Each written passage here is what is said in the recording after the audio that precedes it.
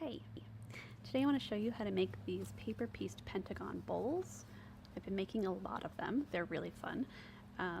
There's a small version and a large version, and I actually also offer a kit for these. And in the kit you will get the templates and the paper pieces for both the small and the large, plus a glue pen and a needle. So this is the right kind of needle. It's a long, sharp milliner needle. So it'll come packaged all cute and safe. So for each of the bowls, for each of the sets, you get all of the pentagons that you'll need, and they're color coded so that the outside one is gray and the inside one is white. And they are sized slightly differently so that the inside bowl will nest beautifully inside the outside bowl. So I'll show you what that looks like in a second. But each of these also comes with a cutting template. So the cutting template has an opening in the middle, which will help you do fussy cutting. So for instance, you could, move this around, say you want, the whole fish in there. That's what you would see. So then you can cut around the outside of the template, and you'll know that what you've got is going to have that fish on it. You could do a cat portrait. You could rotate them around until it's exactly where you want it. Basically the template just gives you a better idea of what the finished pentagon is going to look like. And actually I used the fussy cutting on the inside of this one so that I had a cute little cat paw, and I had a whole fish, and then a cat butt. It was really fun. So the gray is not dark enough that it will obscure any colors, and the white will definitely not obscure any colors. So I actually on these ones did a darker outside fabric than the inside fabric because I didn't use the gray. I hadn't had the gray yet, but yeah. So you can see that this one has some Liberty of London cotton lawn on the inside, so that's really fun, and just a kind of textured woven on the outside. So the one that we're making today, let me put all this back.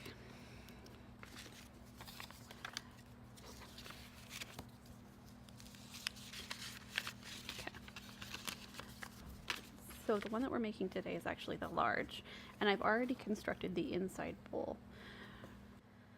So the way that you attach the paper templates to the fabric, I use the glue pen, cover the entire pentagon with glue, and this glue pen will come in a color and then it will dry clear.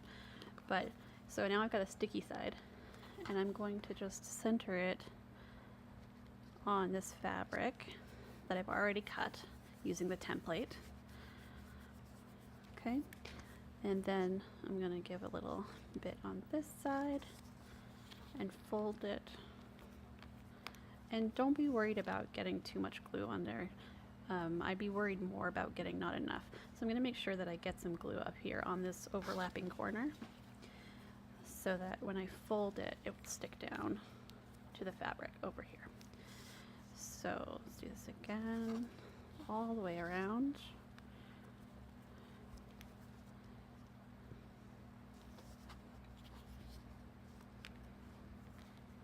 Okay. And we're down to the last one. I'm gonna make sure I get it on those edges, those little dog ear edges, and then fold that down. Okay, and then you'll want to let these dry completely before you stitch, which is why I've already started the other one. So I've already pieced this one together. You can see my little whippy stitches. And I pieced the beginning of this one together. So this is going to be our base. So there's one pentagon in the base and then 5 that go all the way around. So each kit has 6. And I've already threaded my needle. And what I want is to put this one right here. So first I'm going to just hold it like that. So I'm going to put them right sides together so that the paper side is sticking out, and I'm going to just start stitching. So I'm going to start in the corner, and catch just a little bit of the fabric dog ear. And I like to get my stitches a little bit close together in the corner so that they are nice and snug and are going to hold that corner in place. And then as you're stitching, the thing to keep in mind is that you want to just barely catch the fabric. You don't want to stab all the way through the paper. Normally with English paper piecing, when you work the little stitches, you don't want to catch the paper because you're going to be taking the paper out. But in this case, we're going to be leaving the paper in. This is why we glued the paper instead of basting the paper. So that one I stabbed a little too far. You can feel the paper resist. So I'm going to move my needle upward just a little bit until it goes through just fabric. So you're just doing tiny little catch stitches here, just to catch the edge of the fabric. And when you're doing flat piece to flat piece, it's substantially easier. But when you're doing the corner and doing a 3D shaped vessel, it gets a little bit tricky, which we'll cover. Okay, so I'm getting there. I'm getting close to the corner. Let's see. I'm going to make sure that I get stitches a little bit closer together as I near the corner so that it holds them in place. Okay, there's that. Okay, so I've got my corner. Now I'm going to flip this, and I'm actually going to stitch from the outside. So I've just moved my thread to be on the outside, and I'm going to catch this corner.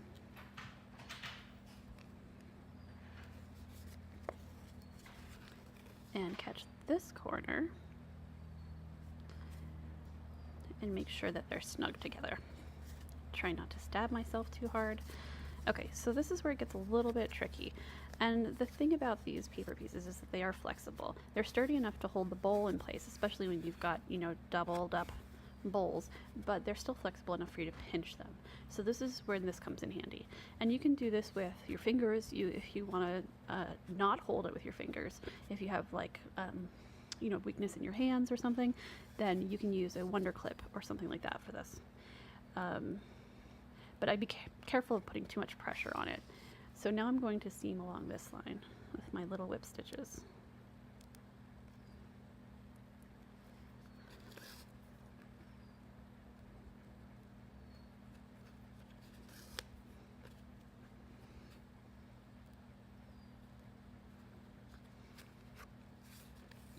Again, just trying to be careful not to cut into or stab into the paper. And you can make these stitches as small or as large as you want. I tend to just always stitch small. And the better you match your thread, the less it's going to be obvious anyway. So this bowl, the outside is Robert Kaufman Essex linen, which is one of my very favorite fabrics. It is a 50-50 linen cotton blend, and I love wearing it for clothing. So I had a ton of it, and I had some that coordinated nicely with the cotton print, which is this one. This is a that's a cotton and steel print from a Fat Eighth bundle that I bought from them at Quilt Market. So I'm getting to the end here. You can see that when I let go, the pentagons kind of pop back into shape because I didn't crease them, I just bent them a little. So stitches closer together in the corner for sturdiness. Okay, and then I'm actually going to make sure that my thread goes through to the front, and then I'll tie my knot.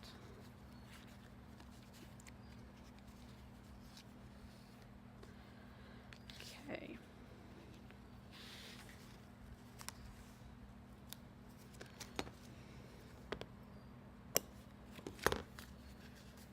All right, so I'm going to finish making this outer bowl, and the techniques are the same, and then we'll come back and talk about how to put them together.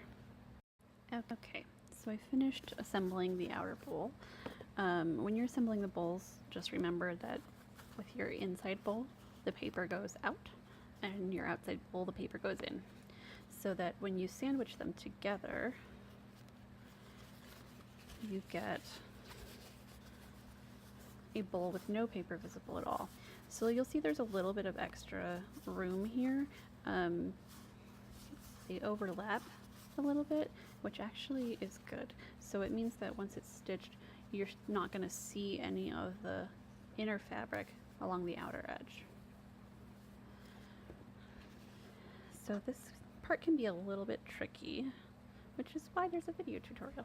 So when you're nestling this in there, it should seat nicely. If you feel that it's not in there well enough, check all of your little bits in here. Sometimes these have come, you know, a little bit out, or they're hanging out like this.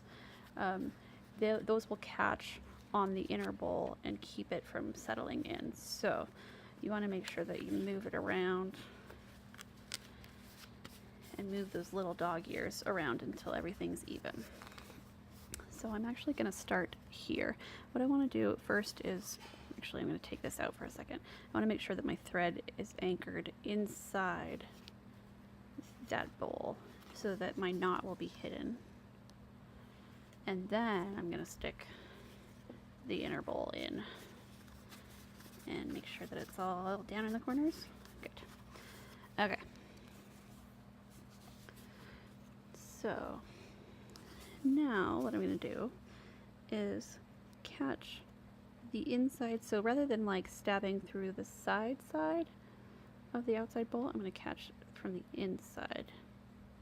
A couple threads closer to the inside and some threads on the edge of the inner bowl and whip stitch. So kind of stabbing down toward the bottom of the bowl and then angling over to the inside bowl. And when you're doing this, thimble can be helpful. I have really big calluses, so I'm just gonna work through it, but a thimble could be really helpful here. And the thing to keep in mind is just that you, again, are catching just fabric. And so you'll see up close here that basically I've got a couple of threads on the outer bowl and a couple of threads on the inner bowl. That's all you need. You'd want to try to avoid catching just a single thread, because it can just pull that thread out if you have too much tension on that single thread. Like it'll pull it out of the fabric. But a couple of threads and you're solid. So, and you might notice that as I'm stitching this, I'm taking my whole thread loop and moving it over out of the way. It can get really frustrating when it starts catching on all these corners, because there's so many corners in these little bowls. So I'm just kind of working my way around.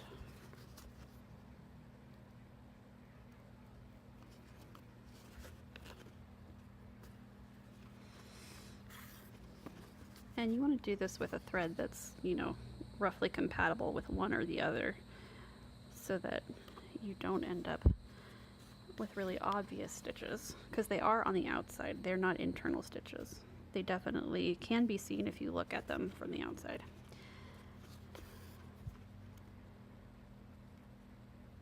And you'll notice that as you get to the corners, there's a little bit of gapping because of the extra bulk from the fabric underneath the corners. But I usually just pull my stitches a little snugger to get my paper wrapped around that extra fabric.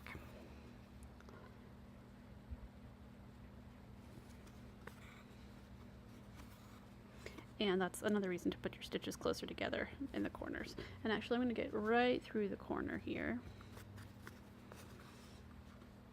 to ensure that that corner is secure before I go down the other side.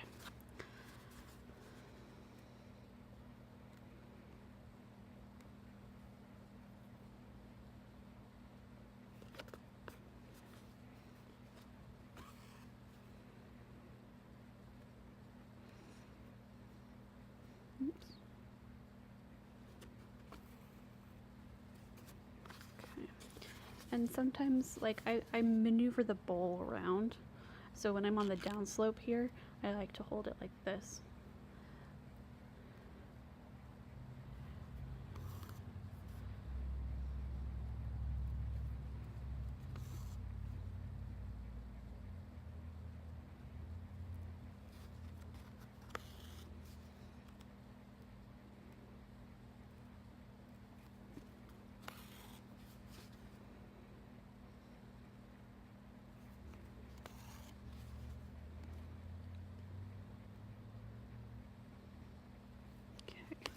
So you kind of get the picture, like, you know, hold it at any angle that you need to get reasonable stitching. It can be a little awkward, this part, but it's worth it. Persevere. And honestly, all said and done, the whole thing doesn't take that long to do. So once they're done, so once it's stitched all the way around, everything will sit nicely like this one. See how flat that is? Everything will flatten up against the edges, and it becomes quite a sturdy bowl. So like this one, it's still got some flex, so it's like, you know, and if I drop it, it doesn't really like mess it up. But I like to hold, you know, the embroidery threads for what I'm working on in one of these little bowls. I use the little one quite frequently to catch all my little thread bits. So as I'm sewing or embroidering and I have all the little bits of thread, they all end up living there, and actually I house my scissors in it too. Or technically should probably do them point down. No, these ones are heavy. I have some smaller scissors that sit really nicely in it, but you can keep your scissors. Actually, the scissors would be better in the big one. And you can go point down. So you could keep your scissors and your embroidery floss in one, and take all your little extra thread bits, can live in the little one, and then you're all set. And then when you're done with them, they'll both nest nicely and hang out in your drawer or your sewing box.